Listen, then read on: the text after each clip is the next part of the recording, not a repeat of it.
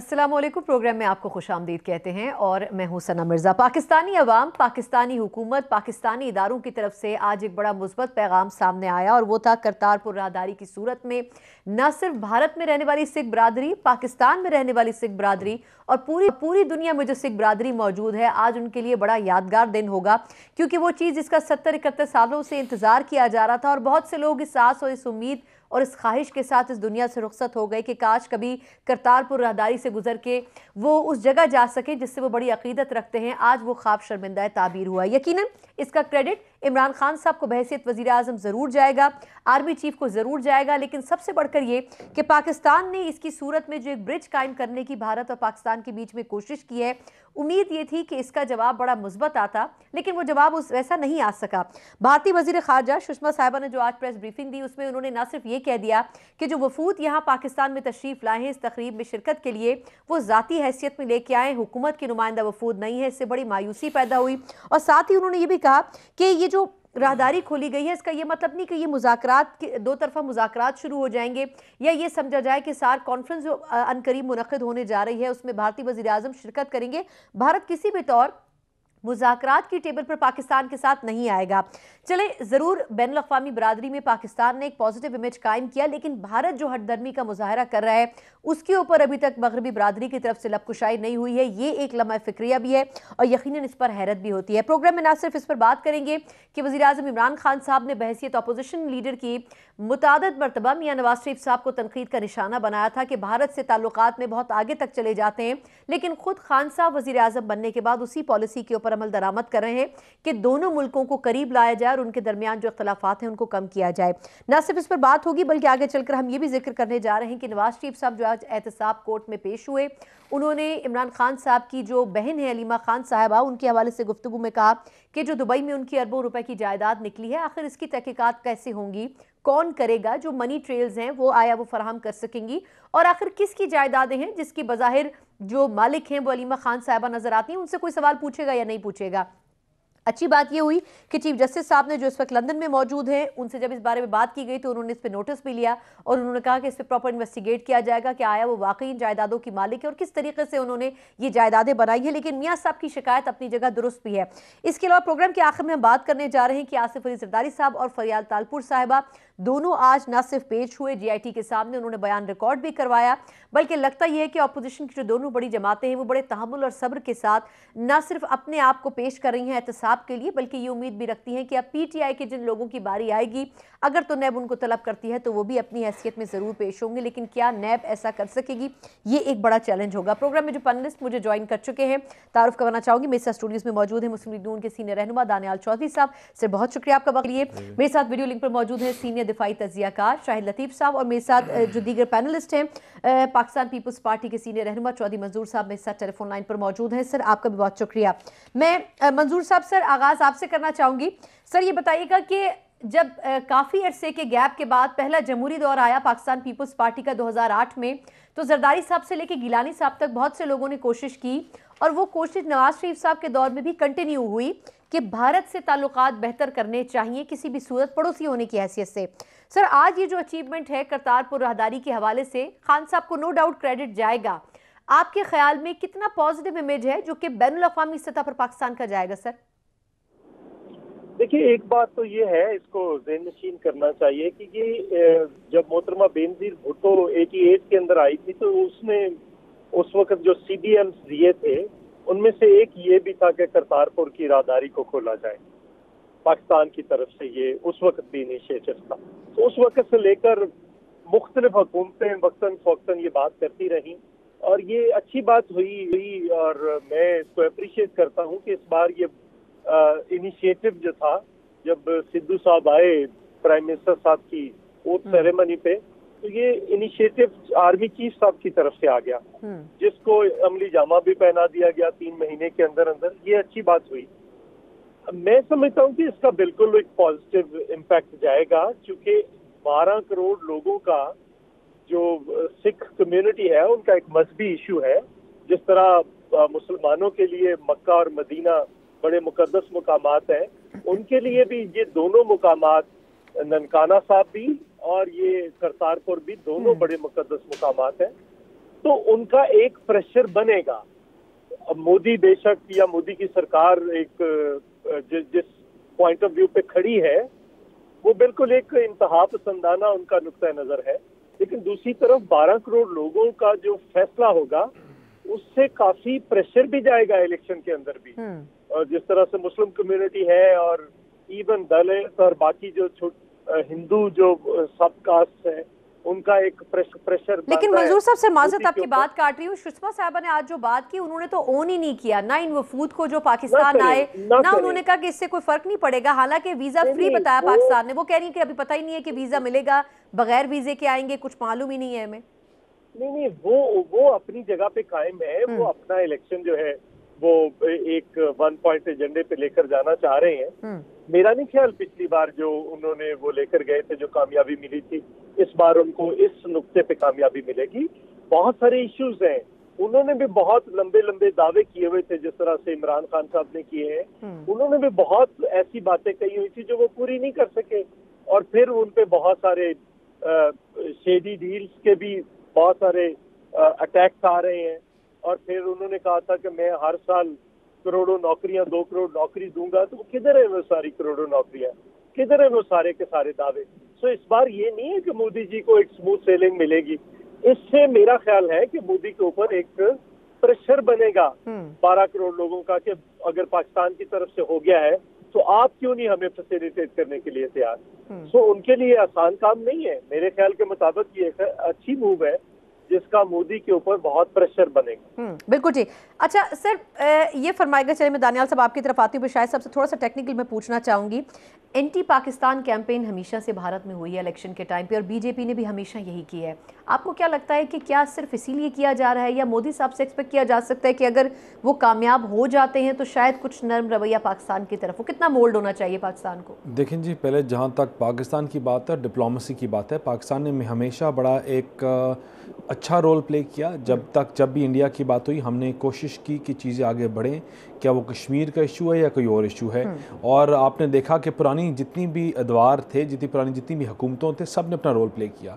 लेकिन जो आज आपने देखा टीवी पे सारा दिन हम लोग देखते रहे, पूरा कौम बैठी हुई थी, that was not diplomacy. I am very sorry to say, that was not diplomacy at all. That was Sidhu Sahab sitting like any other Indian singer. आप पकड़ लें, आरडी भी आजकल आते हैं, या जितने भी सिंगर्स आते हैं पाकिस्तान में, बड़े बड़े पॉलिटिशियंस के साथ बैठते हैं। That was not diplomacy. Diplomacy is that ताली दोनों हाथ से बजती है। अगर हमने अपना रोल प्ले किया तो Indian government should have played a role as well. उनके बंदे रिप्रेजेंटेटिव्स बैठे होने चाहिए थे, या एटलीस्ट कोई ऐसी चीज़ होती कि आपको लगता कि डिप्लोमेसी की तरफ। और भारत से निकलते हुए ओन किया गया कि ये हमारी तरफ से रिप्रेजेंट करेंगे, हमारी भारतीय वजीर खारजा लीगर नहीं है। लेकिन जब पाकिस्तानी लैंड पे पहुंचे तो उन्होंने कहा कि हमने तो नहीं भेजा। जब वो आए, Sidhu sahab happens to be a provincial minister हैं, तो उनको बिल्कुल आए व्हेन ही केम, तो उनको डेफिनेटली वो चीज़ तो रहेगी। लेकिन उनकी गवर्नमेंट ने ओन नहीं किया, कोई डिप्लोमेसी नहीं आपने देखी। आपने कोई इनके पूरे दिन आपने मीडिया अगर उनका देख रहे हैं, शॉपिंग चैनल्स ये going online, it was all full of annoyance and things which were not diplomatic at all. तो आप देखिए, ये डिप्लोमेसी नहीं है। हमने हमेशा ये अच्छा रोल प्ले किया, और भारत के ऊपर ये प्रेशर होना चाहिए इंटरनेशनल। उसको समझ आनी चाहिए कि पाकिस्तान ने हमेशा दोस्ती का हाथ आगे बढ़ाया, वो इसलिए नहीं क्योंकि हम कमज़ोर हैं, वो इसलिए क्योंकि दोनों मुल्कों की ज़रूरत है, ये इस खित्ते की ज़रूरत है। और अगर आगे 21st सेंचुरी में अगर आपने चीज़ों को आगे लेके चलना है तो डिप्लोमेसी, पॉलिटिकल वेज ही तरीके हैं जो आप इन चीज़ों को आगे ले चल सकें। लेकिन आपको लगता है कि खान साहब इस पॉलिसी को उस वक्त नहीं समझ रहे थे जब वो अपोजिशन में थे? उस वक्त तो वो कुछ और आर्ग्यूमेंट देते थे ना, और फिर मियां साहब पर भी तनकीद होती थी कि शॉलों के तबादले हो रहे हैं, साड़ियों के तबादले हो रहे हैं। लेकिन अब अंडरस्टैंड उन्होंने नहीं किया एज अ प्राइम मिनिस्टर कि रिजिड होके ताल्लुकात नहीं बनाए जा सकते। इमरान खान साहब जो भी जुबान बोल रहे हैं वो उनकी अपनी जुबान नहीं है, ना उनकी समझ है। उनको जो गाइड किया गया उन्होंने बोला, और I am sure, I hope कि जो उनको गाइड किया गया उनको समझ भी आए और उनको रियलाइज करें कि कितना इंपॉर्टेंट है ये डिप्लोमेसी, कितनी इंपॉर्टेंट है कि अपने नेबरिंग मुल्कों से अच्छा रिलेशन। हम इसी अच्छे रिलेशन की तरफ पाकिस्तान को लेकर जाना चाहते थे जब ये मोदी के यार और गद्दार की बातें करते थे। हम कोई यारियां दोस्तियों के ऊपर बात नहीं करते थे, हम cross border affiliation, across border एक डिप्लोमेटिक टाइज की बात करते थे। और आज खान साहब जब वो खुद कर रहे हैं या करने पे मजबूर हैं तो शायद अपने ये घेरबान में झांक के देखें और समझें कि मुल्कों को आगे बेहतरी की तरफ ले जाने के लिए ये कौमों के लिए बहुत जरूरी होता है। बिल्कुल ठीक। शाहिद साहब सर ये फरमाएगा कि क्या आपको लगता है कि जो एंटी पाकिस्तान कैंपेन भारत में इलेक्शन के हवाले से हमेशा से चलती आई है, उस हवा की वजह से सुषमा साहिबा ने कल तक ओन किया, आज डिसोन कर दिया, साथ में 2 जुमले और उन्होंने जोड़ दिए कि ये इससे तो हम ये नतीजा अखज़ नहीं कर सकते कि पाकिस्तान के साथ मुज़ाकरात भी करें और इसके अलावा साख कॉन्फ्रेंस में शिरकत भी करें। उनकी तरफ से तो कंसिस्टेंटली सर बड़ा कोल्ड रिस्पॉन्स आ रहा है। देखिए, ये भारत का रवैया तो हमेशा से रहा है। आज तक जो भारत के साथ हमारे कोई भी मुज़ाकरात कामयाब नहीं हो सके, उसकी यही वजह है ना कि भारत की जो नीयत है वो पाकिस्तान से दोस्ती की नहीं है। जो कुछ कश्मीर में वो आज तक करता रहा और कर रहा है, उसके तहत तो उसके नज़दीक जो हमारे मामलात और आपस में एक दूसरे के ख़िलाफ़ जो हमारे ताल्लुकात में बिगाड़ है, वो उसको ठीक करने की कोशिश आज तक भारत ने नहीं की। और ख़ासकर जो कश्मीर में इस वक्त जुल्म व तशद्दुद की नई दास्तान लिखी जा रही है, ख़ासकर उनके जो एक नौजवान लीडर बुरहान वानी की शहादत के बाद जो आपने तहरीक वहाँ देखी और जिस तरह भारत का रवैया आपने देखा, वो सबके सामने है।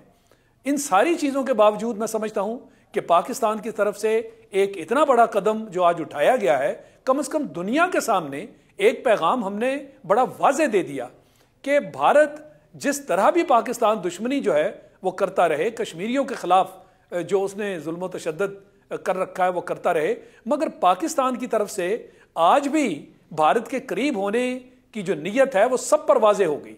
और पाकिस्तान के ख़िलाफ़ हर तरह का प्रोपेगेंडा जो भारत करता है वो भी सबको आहिस्ता आहिस्ता मैं समझता हूँ वक्त के साथ नजर आना चाहिए। सर लेकिन हम अपने आप को भी तो देखें ना, तो शायद मतलब... सर हम कुलभूषण के ऊपर बात नहीं कर पाते, हम ये कह ही नहीं पाते कि भारत बलूचिस्तान में क्या कर रहा है, हम तो उस चीजों को इस्तेमाल ही नहीं कर पाते इंटरनेशनल फोरम में जो सही चेहरा दिखा सके उनका। ये हमारी हुकूमत की कमजोरी है ना, ये PMLN की कमजोरी थी कि कुलभूषण का जो नाम लेते हुए भी हमारे प्राइम मिनिस्टर नवाज शरीफ साहब हैं घबराते थे। पूरे मुल्क की तरफ से खुल्लम खुल्ला ये डिमांड थी कि उसका नाम तो लें। वो जो जनरल असेंबली में तकरीर हुई, क्या दहशतगर्दी के सिलसिले में ये शख्स जो हमारे हाथ में था, इसका नाम लेके इसको बाकायदा सबके सामने बेनकाब नहीं करना चाहिए था। और वो जो भारत है 1971 में जो प्राइम मिनिस्टर मोदी ने बांग्लादेश में खड़े होकर कहा कि हमने पाकिस्तान को 2 लख्त करने में अपना किरदार अदा किया, और फिर उनकी तरफ से ये भी थ्रेट्स हमें मिल चुके कि हम जब चाहेंगे बलोचिस्तान में भी इसी तरह का काम करेंगे। तो ये रियासती दहशतगर्दी भारत की अगर नहीं तो क्या है, इसको बेनकाब करने में हमने कितना किरदार अदा किया। जैसे आपने कहा, मैं 100% आपकी बात से इत्तफाक करता हूं कि जो हमारी हुकूमतों का काम था वो हम नहीं कर सके। हमें जो लॉबिंग थी हिंदुस्तान करता रहा और दुनिया को इस चीज पर कायल करता रहा, वो समझौता एक्सप्रेस हो या बॉम्बे अटैक हो। आज वो सबको पता चल गया कि कसाब जो है अजमल कसाब, वो तो हिंदुस्तान का शहरी लगता है, लेकिन हमारे मुल्क के अंदर से किसी ने इसके ऊपर आवाज़ें बुलंद नहीं कहा। बिल्कुल ठीक, बात करेंगे ब्रेक के बाद, हमारे साथ रहिएगा।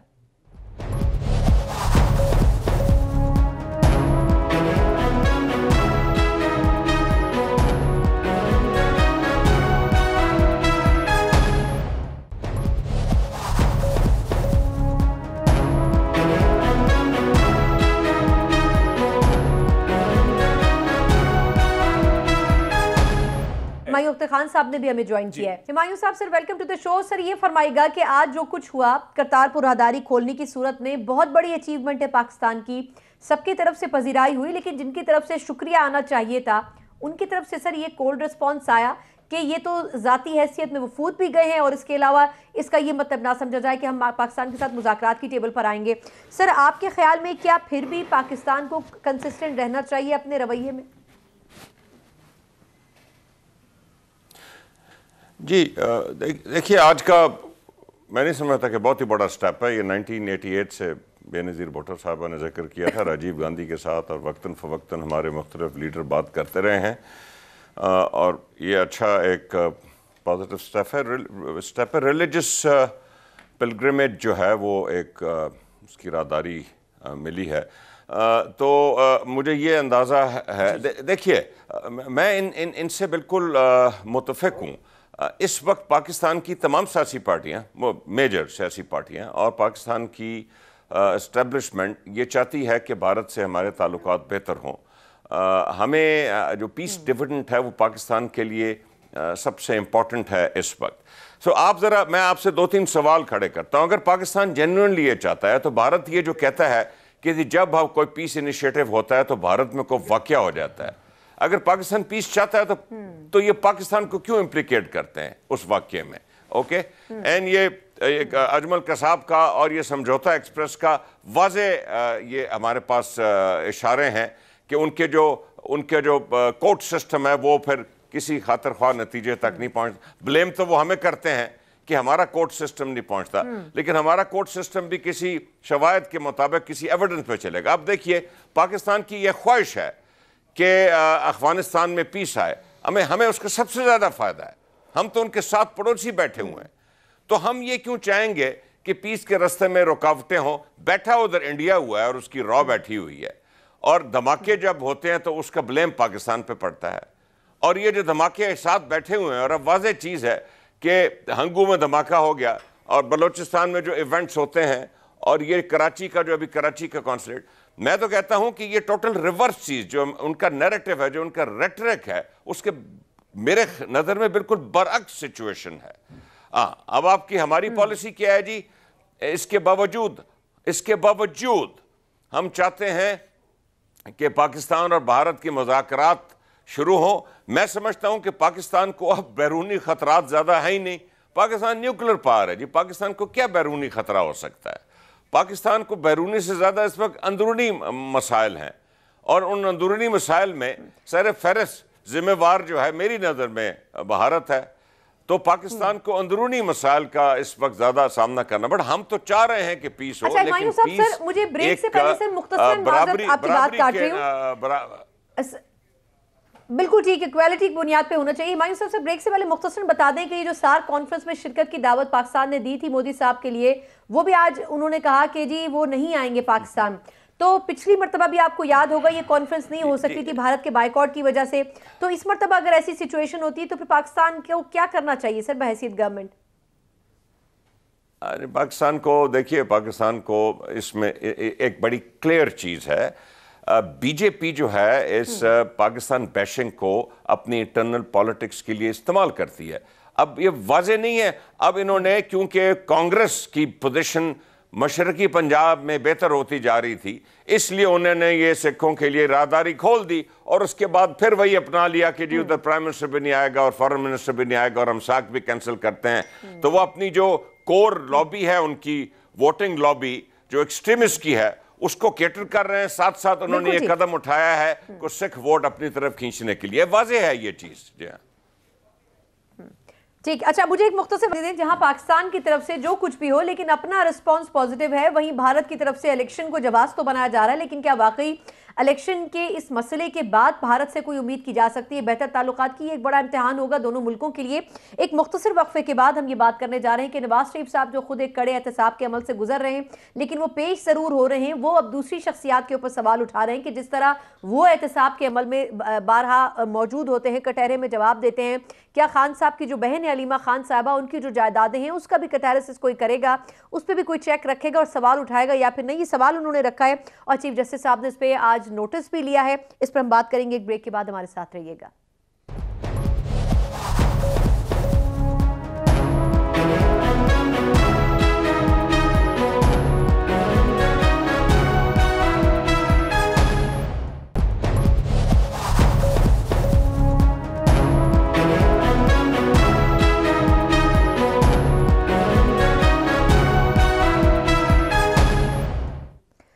ब्रेक के बाद एक बार फिर प्रोग्राम में आपको खुशामदीद कहते हैं। नवाज शरीफ साहब आज एहतसाब कोर्ट में पेश भी हुए और उनके हवाले से जो उनका केस है प्रोसीड भी किया, लेकिन नवाज शरीफ साहब ने आज मुख्तसर गुफ्तगू करते हुए कहा कि सियासी बातों के ऊपर बहुत से इशूज़ पे मैं सवाल उठा सकता हूँ, लेकिन मैं सिर्फ ये जानना चाहता हूँ कि जो खान साहब की बहन है अलीमा साहिबा, उनकी जो दुबई में जायदादें हैं और जिसकी वजह से दुबई में जो इन्वेस्टिगेशन का प्रोसेस था पाकिस्तान उसको आगे उस तरह परस्यू नहीं कर सका, तो क्या इस पर कोई क्वेश्चन होगा, इस पर कोई एहतसाब होगा? चीफ जस्टिस साहब से जब आज लंदन में इस पर सवाल किया गया तो उन्होंने ना सिर्फ इस पर खुद नोटिस लिया है बल्कि उन्होंने कहा है कि इसकी तहकीकात होनी चाहिए। शाहिद लतीफ़ साहब, सर मैं आपसे आगाज़ करूंगी। सर ये ठीक है कि अभी अलीमा खान साहिबा के बारे में ये नहीं कहा जा सकता कि ब्लैक हैं वाइट हैं उनके एसेट्स, लेकिन अगर ऐसा हो जाए तो सर ये खान साहब के लिए ज़्यादा बेहतर नहीं होगा कि उनको एक क्लीन चिट मिल जाएगी कि एहतसाब के लिए उन्होंने हर शख्स को पेश किया जो अपने आप को साबित सही कर सके? देखिए, मैं समझता हूं कि पाकिस्तान में आपको याद होगा कि इलेक्शन कैंपेन जब थी पीटीआई की, तो उसमें इमरान खान साहब ने एक नारा लगवाया था जिसमें कहा गया था एक पाकिस्तान दो नहीं। यानी उसका मतलब ये था कि पाकिस्तान के अंदर सबके साथ एक जैसा सलूक होगा, और ख़ासकर जैसे वो खुद कहते हैं कि एहतसाब वाला जो मामला और करप्शन के ख़िलाफ़ उनकी जो जंग है वो 22 सालों पर मुहित है, और बार बार ये कहते रहे हैं कि जी सब के ऊपर एक ही कानून लागू होगा, अमीर और गरीब के लिए एक कानून होगा, दो नहीं हो सकते। इसीलिए उन्होंने एक पाकिस्तान और दो की बात नहीं की। तो मैं ये समझता हूं कि जो भी मामलात खासकर जो एहतसाब के हैं और जिनका ताल्लुक इंसाफ से है, उनमें कवानीन जब तक आप सबके लिए एक जैसे कवानीन इस्तेमाल नहीं करेंगे, आपके जो अल्फाज हैं वो दोहराए जाते रहेंगे और आपकी जो नीयत है उस पर सवाल आता रहेगा। लिहाजा बार बार ये सवाल उठकर सामने आ रहा है कि जी जब एहतसाब में आपकी जो इस वक्त अपोजिशन पार्टीज़ हैं उनके बहुत सारे किरदार इस वक्त एहतसाब के अमल से गुजर रहे हैं, और नैब जो है वो उन सब पर मुख्तलिफ किस्म की इंक्वायरीज कर रही है, तो लोगों का सवाल ये है कि जी पीटीआई के अंदर जिन लोगों के नाम हैं उनका एहतसाब इस तरह क्यों नहीं हो रहा? तो मैं ये समझता हूं कि इस सवाल का फौरन जवाब हमें देना होगा, और अगर आप नहीं करते तो फिर आपकी बातों में और आपकी जो एक्शंस है उनमें बड़ा तजाद पाया जाएगा, और ये तजाद ठीक नहीं होगा। सर लेकिन इस पे आज जुल्फी साहब ने कहा है कि अगर मेरे हवाले से रेफरेंस फाइल होता है तो मैं बिल्कुल ओहदे से ठीक। शाहिद लतीफ़ साहब से मैं वापस आपकी तरफ आती हूँ, थोड़ा सा दानियाल साहब का कमेंट ले लूँ। सर आज नवाज शरीफ साहब ने बहुत खुलकर बात की, उन्होंने कहा कि मैं ज़रूर पेश हूँगा, लेकिन अलीमा साहबा ने किस तरह जायदाद बनाई, कहाँ से मनी ट्रेल आई, कुछ उनसे भी कोई सवाल करे। तो सर जिस तरह खान साहब मियाँ साहब के खिलाफ चले गए थे कोर्ट में, क्या अलीमा साहबा के खिलाफ नून लीग जाना चाहेगी? पहले तो जी आज जो मियाँ साहब की स्टेटमेंट थी आज टीवी में भी चली कि उन्होंने अपने कारोबार, अपने ख़ानदान, अपनी गाड़ियाँ जो उनके पास सियासत में आने से पहले था उसका जिक्र किया, और वो जिक्र इसलिए किया क्योंकि वो बताना चाहते थे कि उनके वालिद के पास उन मियाँ साहब की सियासत में आने से पहले बहुत जायदाद थी, उनके पास फैक्ट्रियाँ थी, चीज़ें थी, गाड़ियाँ ऐसी थी जो पूरे पाकिस्तान में उस वक्त सिर्फ 3 गाड़ियाँ मौजूद थी। लेकिन अलीमा खान साहब के वालिद क्या करते थे, इमरान खान साहब के वालिद क्या करते थे, और आज जो केस है हमारा या हम जो बात करते हैं ये हम यही कहते हैं बेनामीदार। इमरान खान की आज हुकूमत ने सबसे पहला जो एनआरओ दिया वो अलीमा खान साहिबा को दिया, हमारी बहन है लेकिन उनको एनआरओ दिया आपने। और आपने जब बात करते हैं हम इसको उठाते हैं तो कहते हैं आप कोर्ट्स में जाओ। मियाँ नवाज शरीफ को किसी कोर्ट ने नहीं बुलाया था, he came forward to the parliament himself, और उन्होंने कहा था कि जेआईटी बनाई जाए। हमने खुद सुप्रीम कोर्ट को लेटर लिखा था, अगर आपको याद हो, हमने खुद लिखा था और उनको पहले हमारा लेटर वापस किया गया और फिर हमने दोबारा लिखा। आज इमरान खान साहब इसी मोरालिटी की बात करते हैं तो इनको ही शुड कम फॉरवर्ड और कहें कि जो आज ऑपोजिशन ने, तमाम ऑपोजिशन ने आज कहा कि ये इनकी बेनामीदार हैं, इमरान खान की असल में दर हकीकत प्रॉपर्टीज हैं। और जब आपने उनके लिए आपने ऐसा लॉ बना दिया कि एमनेस्टी के गुजरने के बाद भी आपने फाइन दे के, पेनल्टी दे के आपने रेगुलाइज करा ली, तो औरों के लिए क्यों नहीं पाकिस्तान में ऐसा किया जा सकता? और अगर इमरान खान की असल में प्रॉपर्टीज नहीं है तो बनाएं जेआईटी। और लोगों को सवाल का जवाब, एमनेस्टी का जो आपने जिक्र किया, ये नून लीग के गवर्नमेंट में नहीं आपके ख्याल में ऑफर की गई थी एमनेस्टी स्कीम, जो आखिरी टाइम था शायद खाकान? देखिए एमनेस्टी स्कीम ऑफर की गई थी या नहीं की गई थी, देखिए बात क्या है कि इन्होंने प्रॉपर्टी खुद डिस्क्लोज की या किसी ने निकाल के ढूंढ के लाई। इनकी प्रॉपर्टी एफआईए ने ढूंढ के निकाली, जिन जो ना इन्होंने एमनेस्टी में डिस्क्लोज किया ना उससे पहले किया। अगर तो ये इतनी साफ थे और ये इतने समझदार थे तो इनको डिस्क्लोज करना चाहिए था।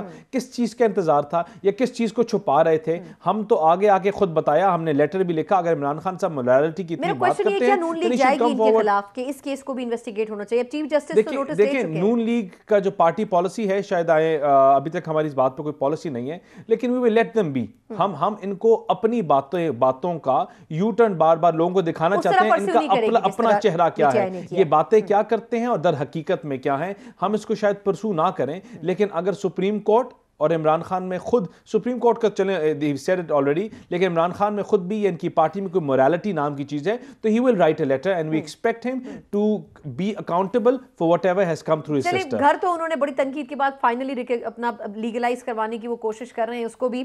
चौधरी मंजूर साहब, सर ये फरमाएगा कि अलीमा खान साहबा का इशू जो है वो एक टेस्ट केस हो सकता है खान साहब के लिए। सर पहले भी अलीम खान साहब से लेके फिर जो दीगर उनके रुफकाए, उनके ऊपर भी क्वेश्चन उठाते हैं कि जो रेफरेंसेस हैं नैब के वो आगे परस्यू नहीं होते, उस पर आगे काम नहीं होता, नैब सिर्फ अपोजिशन पे ही काम कर रही है। सर क्या खान साहब इसको एक मिसाल नहीं बना सकते कि वो पेश कर दें वॉलंटरली कि ठीक है आप इन्वेस्टिगेट कर सकते हैं? आप चीफ जस्टिस क्योंकि खुद भी नोटिस ले चुके हैं इसका।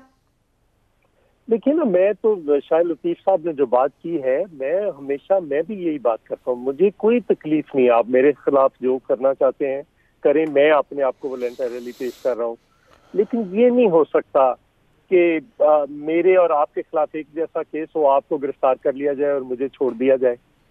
नैब को भी देखना पड़ेगा, या तो सारों को, किसी को कर रही है इंक्वायरी की स्टेज पे गिरफ्तार कर रही है, किसी को इन्वेस्टिगेशन की, किसी को रेफरेंस की स्टेज पे, और किसी को रेफरेंस फाइल करके भी नहीं कर रही।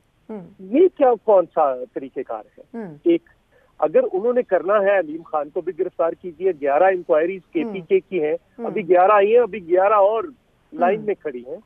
सो उन सबको भी गिरफ्तार कर लीजिए।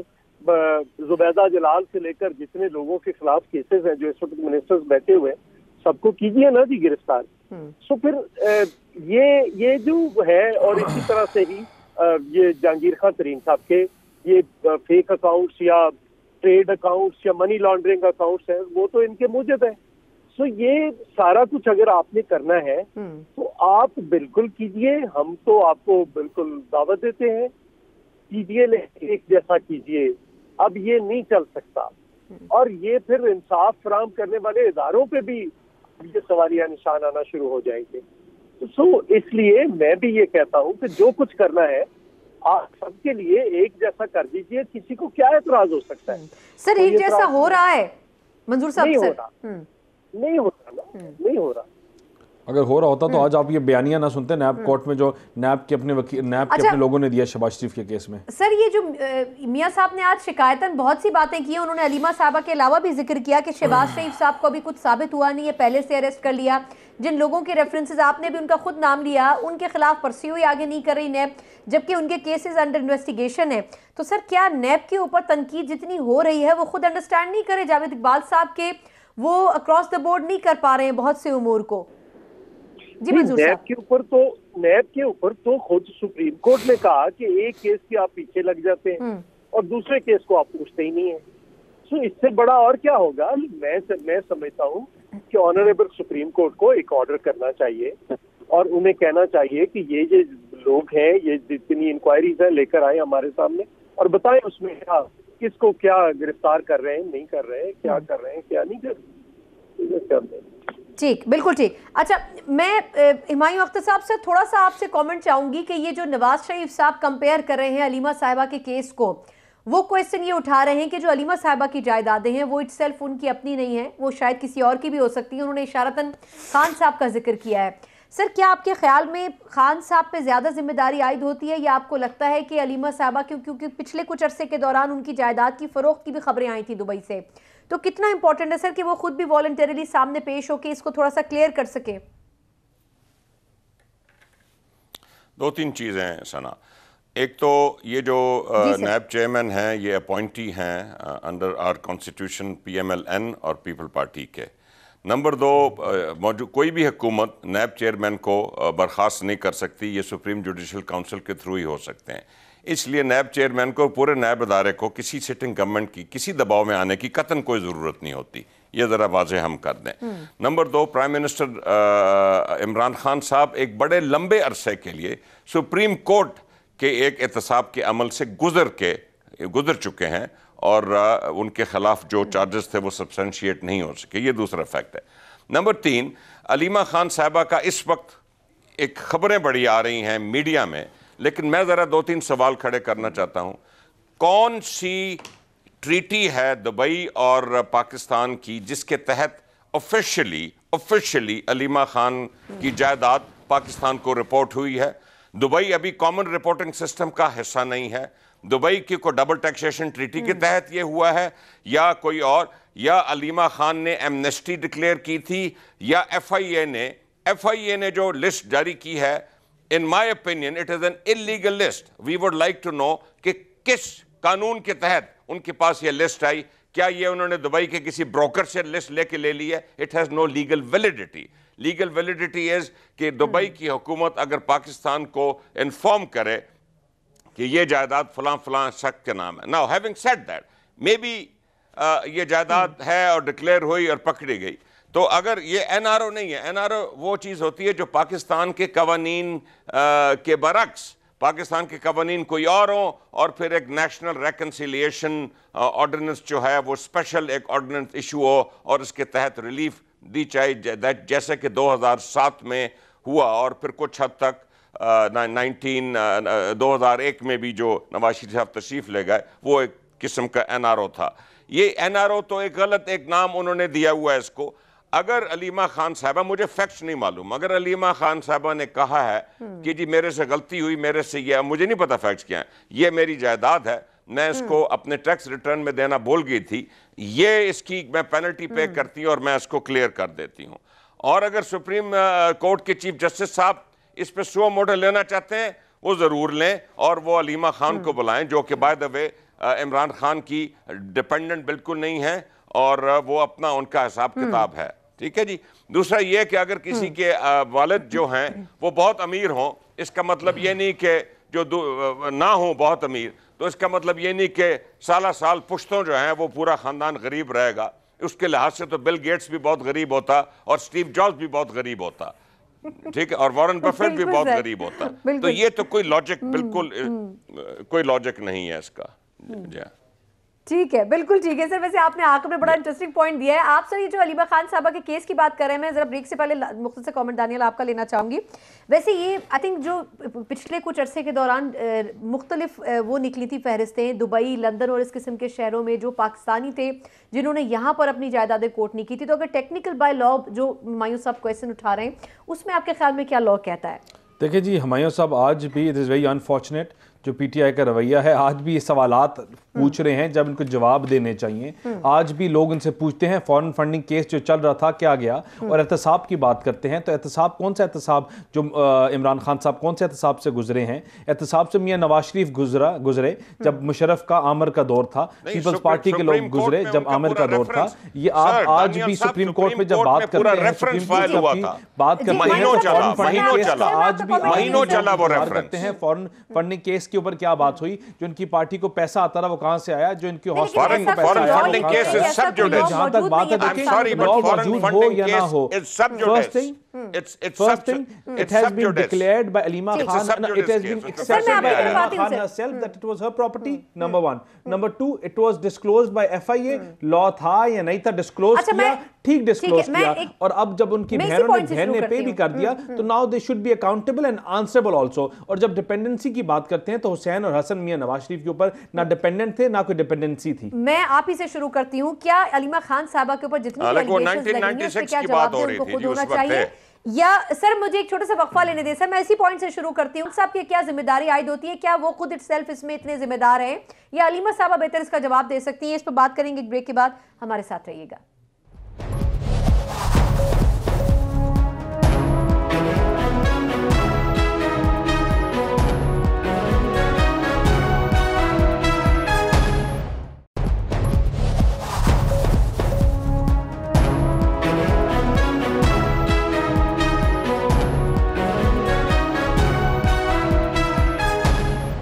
ब्रेक के बाद एक बार फिर प्रोग्राम में आपको खुशामदीद कहते हैं। जो डिबेट हम कर रहे थे इस दौरान हमें पाकिस्तान पीपल्स पार्टी के सीनियर अहमद चौधरी मंजूर साहब ने भी ज्वाइन किया है। थोड़ा सा लेट हो गए थे सर, लेकिन कोई बात नहीं, आप हमारे साथ पूरे प्रोग्राम में रहे।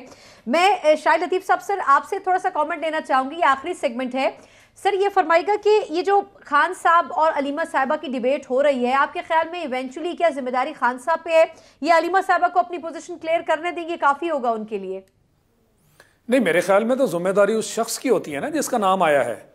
तो इसमें जैसे बार बार कहा जा रहा है कि उनकी कोई हुकूमती पोजीशन तो ऐसी है नहीं, वो कोई अपॉइंटमेंट होल्डर नहीं है, वो एक नॉर्मल सिटीजन है पाकिस्तान की। और दूसरी बात यह कि अभी तक जो डिबेट चल रही है उसके अंदर ये चीज, दो कानूनी पहलू है ना इस चीज के। पहली तो ये कि अगर आपने उसको मेंशन नहीं किया और उसमें आपने टैक्स बचाने की कोई बात की है तो फिर आप उसकी पेनल्टी दें और बात खत्म हो गई। जो दूसरा पहलू है वो ये है कि वो जायदाद आपने बनाई कैसे। जैसे पहले हमने देखा कि पनामा केस में हम मनी ट्रेल की बात करते थे, ये उसका दूसरा कानूनी पहलू है। मैं ये समझता हूं कि इसमें ऑपोजिशन का भी रोल है। अगर उन्हें नजर आ रहा है कि इस मामले में कोई ऐसी चीज है जो छुपाई जा रही है तो फिर वो जाएं, कोर्ट की तरफ रुजू करें। और कोर्ट का ये काम है। अभी कुछ देर पहले डिस्कशन में ये भी बात हो रही थी कि जी ये FIA क्या कानूनी तौर पर ये सारा काम कर रहा है, हमारी क्या ट्रीटी है, क्या ये वाकई हुकूमत से हुकूमत तक बात हुई है, क्या ये मुस्तनद है। अभी तो ये भी वाजे नहीं हो सका कि ये कौन सी लिस्ट है। इससे पहले भी कई लिस्टें आ चुकी, अजीब अजीब लिस्टों पे नाम थे और अब वक्त के साथ साथ वो नाम भी कई गायब हो गए। तो इसलिए मैं ये समझता हूं ये कुछ पहलू हैं जो कि हमारे जो कोर्ट्स हैं, सुप्रीम कोर्ट, उसको इन्वॉल्व होकर FIA से जो नाम आए हैं पहले तो उसकी जांच पड़ताल होनी चाहिए।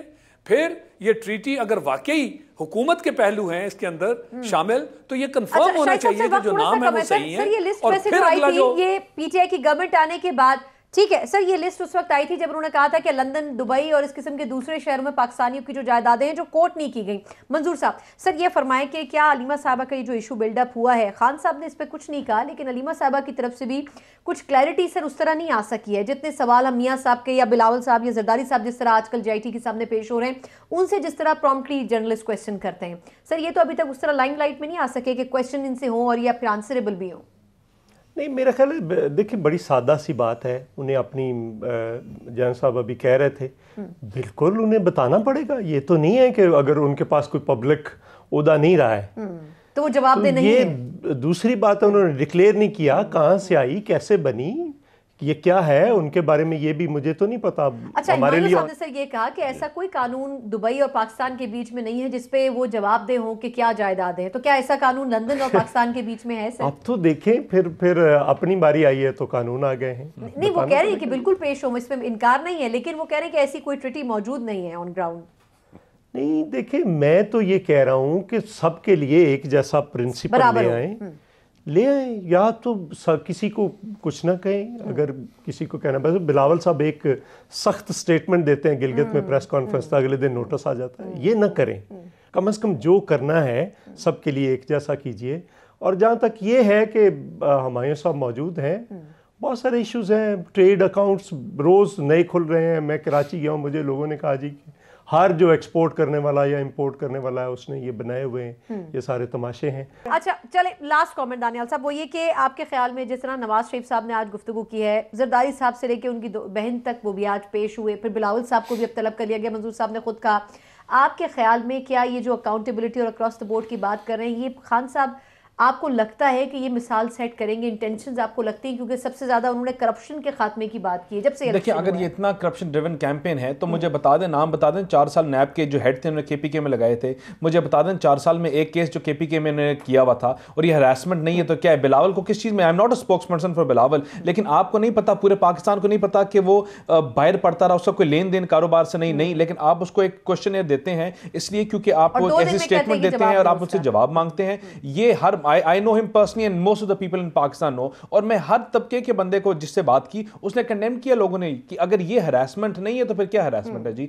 आप अपने केसेस में आप कहते हैं कि आप जाओ सुप्रीम कोर्ट और अपना हमारे खिलाफ एप्लीकेशन दो। इनके सारे MNA मिनिस्टर्स आदि, इनकी कैबिनेट वो बैठी है जो नैब में या वांटेड है या इनके पुराने केसेस चल रहे हैं, कोई खोलता नहीं है। कि नंदीपुर की कोई बात नहीं करता, कोई EOBI की कोई बात नहीं करता, पेशावर मेट्रो की कोई बात नहीं करता, कोई नहीं कहता एहतसाब कमीशन की जो केसेस थे उनका क्या हुआ है। सब तमाम चीजें इसी तरह कि this is not accountability and I think this should stop. अच्छा, लास्ट मिनट मेरे पास साहब, सर नैब को इंडिपेंडेंट PTI ने करने की बात की, लेकिन आपको लगता है सर वो इंडिपेंडेंटली काम कर रही है? काबिल एहतराम साथियों का जवाब दानियाल साहब का दूंगा। अगेन, ये नैब चेयरमैन पीपल पार्टी और पीएमएलएन ने अपॉइंट किए थे, और इस नैब चेयरमैन को पीटीआई हटा ही नहीं सकती। सुप्रीम जुडिशियल काउंसिल जो है headed by the chief justice वो हटा सकती है। ये नैब चेयरमैन हुकूमत के असर में क्यों आए? चेयरमैन का है लग रहा है, चेयरमैन का इशू है ही नहीं है ही नहीं है। चले ठीक है, वक्त खत्म हो चुका है। नैब किसका इशू है जरा बताइए जी, जरा हमें समझ आ जाए। नैब के प्रोसीजर का इशू है, नैब के प्रोसीजर का इशू है। सर एग्जीक्यूशन किस तरह, और ये शिकायत ऑपोजिशन की, इस पर बहुत शुक्रिया से बहुत माजरत चाहूंगी कि प्रोग्राम का वक्त खत्म हो चुका है, वरना इस पर थोड़ी सी डिबेट हम और करते कि नैब के ऊपर जो शिकायत हैं ऑपोजिशन को, वो ये है कि अक्रॉस द बोर्ड अकाउंटेबिलिटी हो, जो कि उनको लगता है नहीं हो रही है। ये तहफुजात जरूर नैब को दूर करने की जरूरत है। प्रोग्राम से मुझे इजाजत दीजिए, अल्लाह हाफिज।